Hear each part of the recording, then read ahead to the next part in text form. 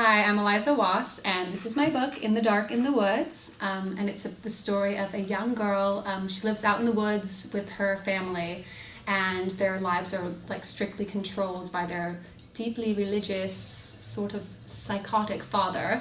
And it's just the story of her kind of gradually sort of awakening just to the fact that she can choose her own life. And while that's happening simultaneously, her father is sort of like intensifying his grip on them to the point where he suddenly announces that the world is going to end. And this character has to sort of like choose between the life that she's always known and sort of try to save her family from disaster. If I had to describe this book in one sentence, it would be, it's about a young girl's emancipation from her extreme cult-like family.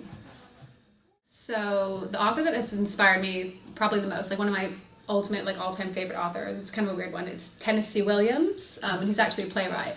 But he does like these sort of there's like Streetcar Named Desire and like Cat on a Hot Tin Roof, where he sort of like takes, I think, a lot of like his own sort of emotions and puts them on the stage and like exposes himself in such a way. And I just think that that's really amazing, and it's quite sort of similar to what I try to do, where I sort of take my own experiences and then just sort of really blow them up to like the sort of furthest point where you can really examine them, and I think it's quite interesting.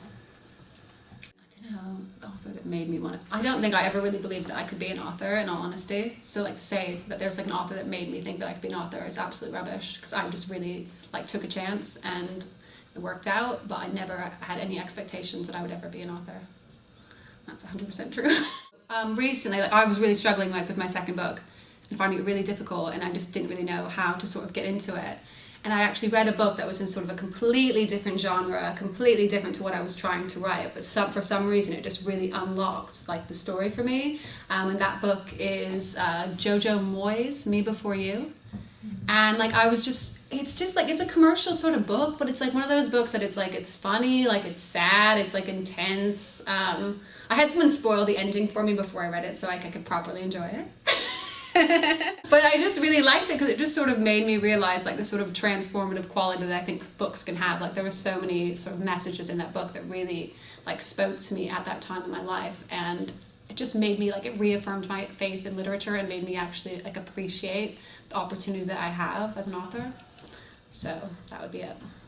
So the best piece of life advice I've ever received, I don't actually know if anyone's ever said this to me, but I just think that you have to have a sense of humor about things. Like that's one of the things that for me has gotten me through so many things. And I know with my husband, like before he died, he had like this really serious accident and where he basically lost the use of his arm, and he's a guitar player. So it was like just a double blow. And he was just determined that he was going to use this like as a positive. Like he changed his band name to like Alan Wass and the Tourniquet because his friend saved his life with a belt, and he was just like, I'm going to be the only guitar player who doesn't have an arm. And I just think that that was just like the coolest thing, because I think that if you can take something that's horrible that's happened to you and sort of turn it into a positive, or just sort of like have a laugh sometimes about it, it's like the coolest thing that we can do, I think, as human beings, and it can get you through so much.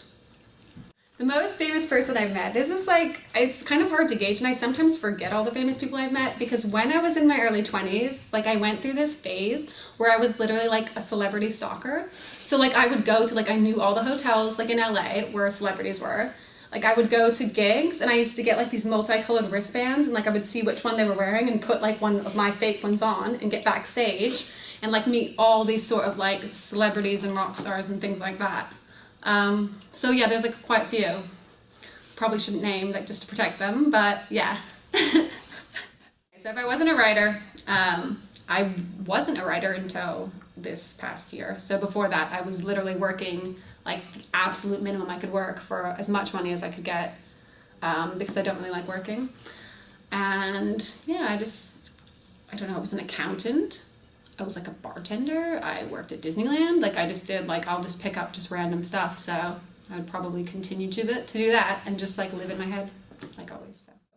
So when I got asked this before, I don't know, because like, okay, my husband died pretty recently. And it's really hard, like, when that happens because, it's really hard. But I think that one of the things that I do actually like to talk about that no one really asks about, because it doesn't really have anything to do with this book, is just to talk about him and what an amazing person he was, and just like his music, brilliant. He was like my inspiration. It's just really hard when you lose somebody, because I think you just think that their legacy and everything just doesn't get to continue. So it's really important to me to actually talk about that and like sort of keep what he was working towards alive, you know.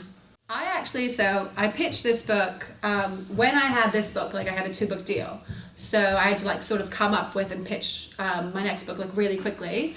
So my idea was, I really liked the whole like Rasputin story, like the Romanovs and everything, and I just thought that was really sort of a cool idea. So I was like, how can I turn that into a YA? So what it sort of basically turned out to be is it's just about this sort of really wealthy family, and they lose their son, and they're all sort of like struggling to deal with that, and they turn to this sort of medium who can speak to like their child, and this guy just sort of like comes and like sort of moves into their house, and kind of slowly starts to take over their lives. And what happens next? You'll have to read to find out.